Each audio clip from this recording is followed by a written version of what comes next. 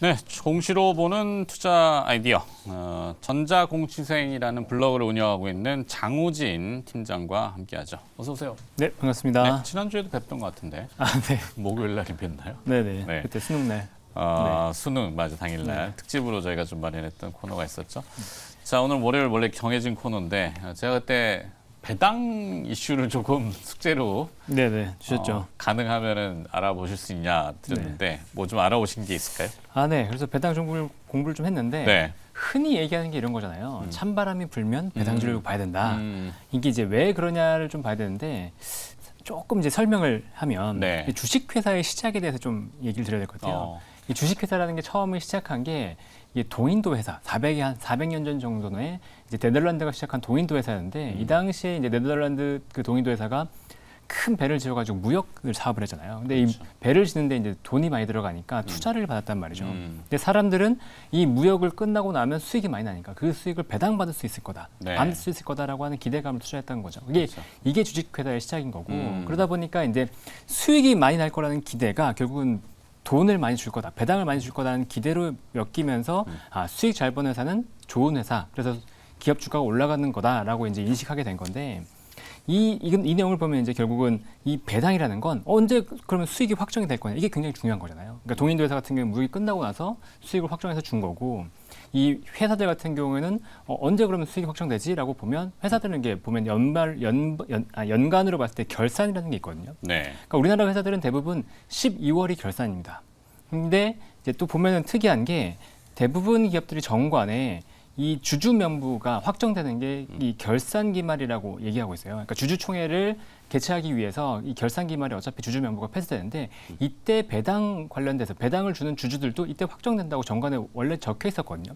그러다 보니까 12월 말까지 이 회사 주식을 가지고 있어야지 배당을 받을 수 있었다. 이런 게 되는 겁니다. 그러니까 찬바람이 불면 배당을 받을 수 있다. 배당주를 봐야 된다라고 하는 건 원래는 12월 말까지 이 주식을 보유하고 있어야지 배당을 받을 수 있다. 이런 이제 얘기 때문에 12월 결산 법인에 한해서 그렇죠. 12월 결산 법인에 한해서 12월 말까지 주식을 보유하고 있어야지 이 배당을 받을 수 있다. 그렇기 때문에 그때까지 소유하려면 찬바람이 불 때 이 배당주를 사야 된다라는 기대감이 있었던 거죠. 그렇죠. 그때 보통 보면 이제 올해 말 기준으로 봤을 때 마지막 평일은 폐장일이라서 휴장이거든요. 네. 그러니까 그 전날까지 주식을 매수하고 있어야지 배당을 받을 수 있는 거예요. 근데 배당 기준일이 돼요. 그렇죠. 기준일이 되는 거죠. 그런데 또 보면은 막상 이 기준일이라고 하는 게 거래 기준으로 해서 D-2, 그러니까 이 거래 마지막 날 이틀 전에 매매를 해야지 정산이 되는 게 이틀 후거든요. 그러니까 그렇죠. 28일이 마지막 결제일이라고 하면 26일까지는 이 배당주를 사야지 이 배당을 받을 수 있다라고 이제 얘기 드릴 수 있는 겁니다. 주주 명부에 등재가 돼야지. 그렇죠. 주주 명배가 그래서 등재가 주주 명부 돼야지. 폐쇄 뭐 이런 걸 이제 그렇죠. 그런 얘기를 많이 드리죠. 보시잖아요. 네. 근데 재밌는 건 이제 배당 주는 날 내가 주식을 갖고 있다고 해서 배당을 받는 게 아니에요. 네. 주주 명부가 폐쇄될 때 이 내가 권리를 갖고 있어야지 배당을 받는 거죠. 그런데 보면은 이상하잖아요.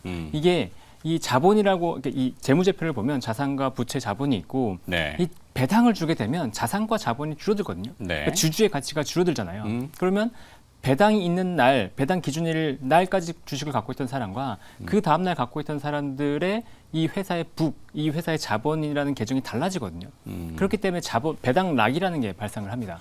이게 임의로 이제 배당 락을 결정을 하는데 재밌는 건 결산 이후에 바로 우리가 돈 얼마 벌었어라고 나오는 게 아니라는 거죠. 그렇죠. 이 결산이라고 하는 건 이제 회계 감사를 거쳐야 되기 때문에 한 2, 3개월 정도 걸리잖아요. 맞아요. 그럼 그 사이에 얼마를 배당 줄 줄 모르는 상태에서 배당 락을 줘야 된단 말이에요. 그러니까 보통은 어떻게 하냐?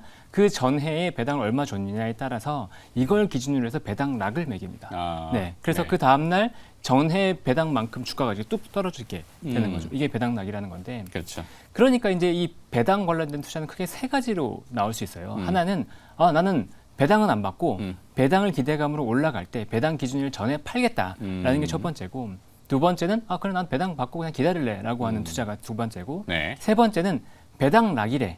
어차피 배당 락이 되더라도 이게 수익 지표에는 문제가 없잖아요. 그렇죠. 자본 지표에 문제가 PBR이 내려가지만 PBR이 좀 높아지지만 PER 지표에는 문제가 없기 때문에 난 이걸 사겠어라고 배당 락 이후에 사는 이 세 가지 전략이 들어갈 수 있습니다. 네. 그런데 문제는 최근에 이 트렌드 자체가 완전히 변할 만한 이슈가 생겼어요. 방금 말씀드렸던 것처럼 이 배당이라는 게 얼마가 나올지 아무도 모르잖아요. 네. 깜깜이라는 건데 이거를 금융위원회에서 제도를 개선해라 라고 얘기를 했어요. 그래서 기업들이 정관을 변경하기 시작합니다. 음. 그래서 지금은 기존까지는 정관에 주주총회 명부 폐쇄가 될 때 같이 이제 그 배당을 주겠다라고 얘기했었는데 이제는 주주총회가 끝나고 난 이후에 이사회 결정을 통해서 배당을 결정할 수 있게끔 정관을 변경하고 있어요.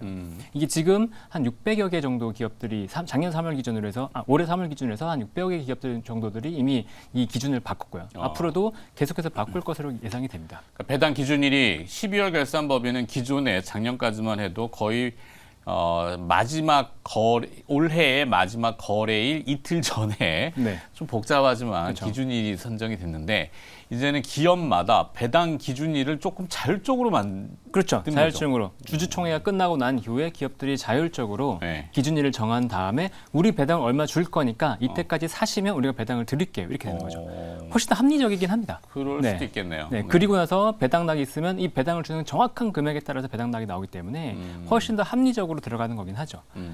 네. 네, 그러니까 시장 금리가 자꾸 변동을 하니까 네. 뭐 이 배당 요구 수익률이라고 하는 것도 보통 자산가분들은 나는 큰 돈 바라진 않아. 은행 이자보다는 조금 더 원해. 그러니까 은행 이자라는 게 이제 무위험 수익률 이렇게 표현하잖아요. 그렇죠. 그러니까 상식으로 거기에 이제 시간의 함수가 또 들어가 있고 뭐 이런 것 때문에 이제 그 배당도 그거보단 좀 더 주면 안정적인 수익이니까라고 생각하시니까 금리에 민감한 부분이 좀 있을 것 같은데. 그렇죠.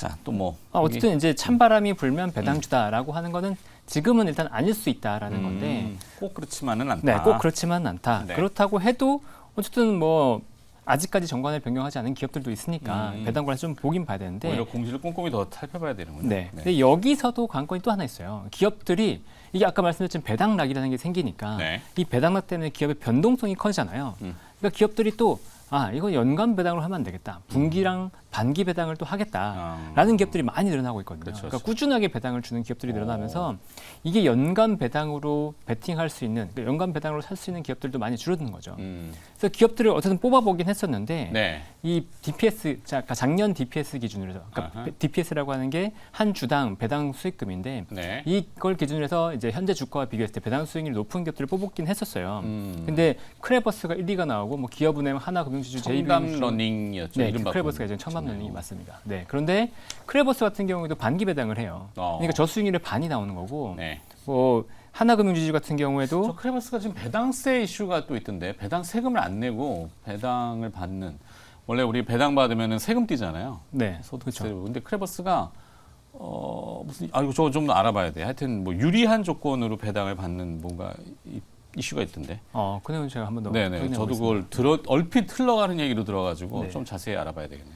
그래서 여기 그 리스트에 제가 뭐 여러 가지 기업들을 한번 만들어 봤는데 이 여기 있는 기업들 중에서도 사실은 대부분이 아까 말씀드렸던 것처럼 정관을 변경했거나 분기 반기 배당을 하는 기업들이 많아서 네.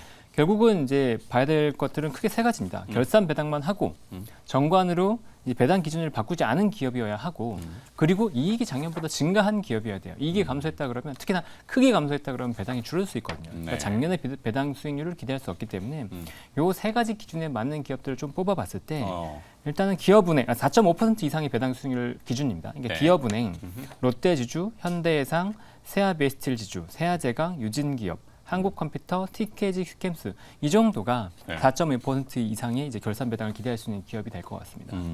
이게 이제 12월 들어가면은 막 여기저기서 다 떠들 거란 말이에요. 그렇죠. 네.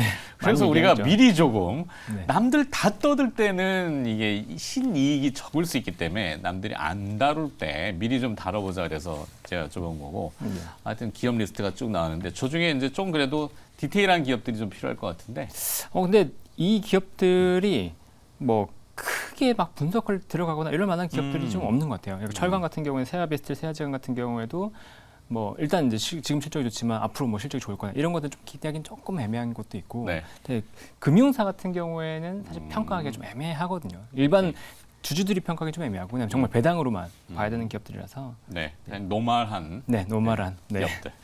하여튼 참고해 보시기 바라겠고 자 그러면 이제 또 오늘 준비하신 게 있으니까 기업별로 공시가 특이사항이 있던 네. 모양이에요. 어떤 기업이 무슨 공시가 눈에 또 지난주에 제가 캠트로닉스 한번 말씀드렸잖아요. 네. 네, 지난주에 이제 시설 투자 공시가 나왔었는데 그 당시 이제 시설 투자 공시는 반도체 관련해서 PGMA라고 네, PR의 원료를 만드는 거였어요. 네. 그걸 이제 시설 투자한다는 거였는데 이번 주에는 OLED 대형 식각 관련된 투자 공시가 나왔습니다. 오. 네, 이번에 이제 576억 규모, 전체 자본의 한 40% 정도에 가까운 대규모 투자였는데 네.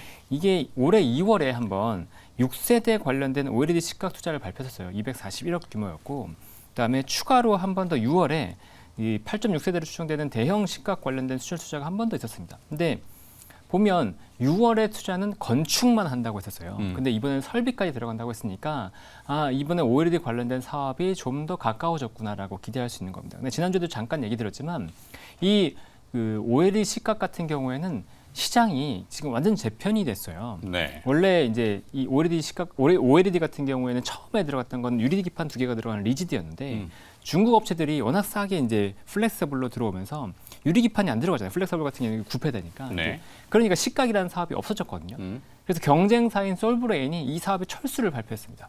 그러니까 캠트로닉스밖에 안 남은 상황에서 지금 애플을 비롯해서 다른 업체들이 우리는 이 하이브리드, 이 플렉서블과 기존의 리지드를 혼합한 하이브리드 방식을 해줘라고 얘기했고 이걸 할 수 있는 업체가 캠트로닉스밖에 없는 거죠. 근데 특허도 보유하고 있을 뿐더러 경쟁 업체도 없기 때문에 이 사업에서 독보적인 경쟁력을 가지고 이 사업에 투자가 되면 계속해서 이제 실적이 좋아질 수밖에 없어요. 그러니까 삼성 디스플레이 같은 경우도 26년까지 이 대형 OLED 관련된 투자를 계속한다고 말했기 때문에 네. 관련해서 캠트로닉스의 실적은 계속 좋아질 수밖에 없다. 그리고 이 투자가 본격적으로 시작이 됐다라는 측면에서 이번 공시는 의미가 있다라고 얘기드릴 수 있을 것 같습니다. 오케이.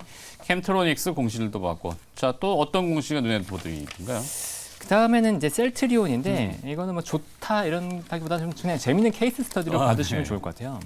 셀트리온이 올해 8월에 합병을 발표했잖아요. 그렇죠. 대체 왜 합병을 하냐 이거는 다들 뭐 의문이었는데 어쨌든 합병을 발표하면서 이 당시에 이제 그 합병을 발표하면 원래 그 주주들이 반대한다 그러면 주식 매수 청구권을 부여하거든요. 그 당시에 이제 주식 매수 청구권이 셀트리온이 15만 원 정도, 셀트리온 헬스케어가 6만 7천 원 정도였습니다.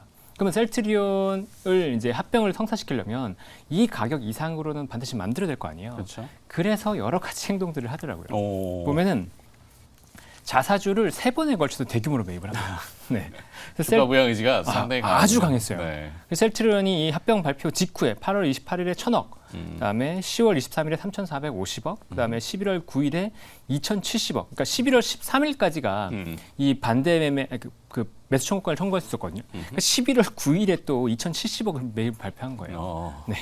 그리고 셀트리온 헬스케어도 똑같습니다. 8월 28일에 449억, 10월 23일 1,550억, 그리고 11월 9일에 927억을 그 장내 매수를, 그러니까 자사주 매입을 발표하면서 주가를 굉장히 방어하려는 노력을 많이 보였어요. 그리고 셀트리온 같은 경우에는 10월 23일에 자사주 소각도 대규모로 발표합니다. 3,600억 정도의 자사주 소각이 있었고 그것도 모자랐는지 셀트리온 헬스케어가 최대주주죠.